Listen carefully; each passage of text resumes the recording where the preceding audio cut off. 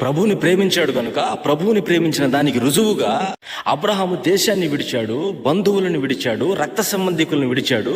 తన ప్రాణమును కూడా లక్ష్య పెట్టకుండా అక్కడికి వెళితే అవసరాలు తీరుతాయో తీరవో, మేలు జరుగుతుందో కీడు జరుగుతుందో, అప్పటి వరకు అలాంటి భక్తి ఎవరు చేయలేదండి.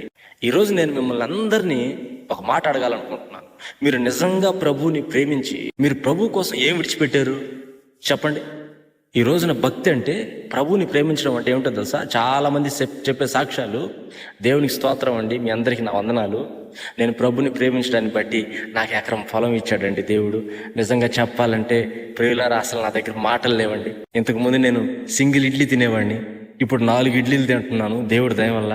తిను, బిర్రుగా పొట్ట పగలకుండా తిను, నో ప్రాబ్లం, తిను. ఇదే కదా నీ సాక్ష్యం.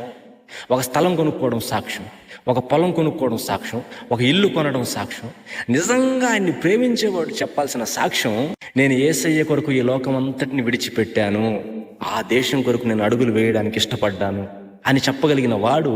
ఈ మాటలు వింటున్న మీలో ఎవరైనా ఉంటే, అబ్రహామును ఆశీర్వదించిన రీతిగా ఈ రోజున నా దేవుడు మిమ్మల్ని అందరినీ ఆశీర్వదించను. నీ జీవితంలో అబ్రహాం లాంటి ఆశీర్వాదం కావాలి, కానీ నువ్వు అబ్రహాం లాగా మాత్రం ఉండమాకు. లేనిపోని చెత్తంతా పోగేసుకో.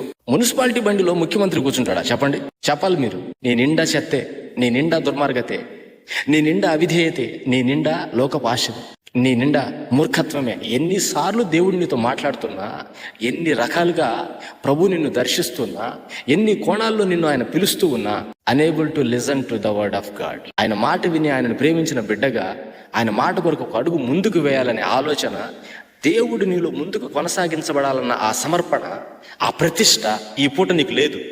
నీకు ఇష్టమైన భక్తి చేస్తే నువ్వు ఎలా దీవించబడతావు?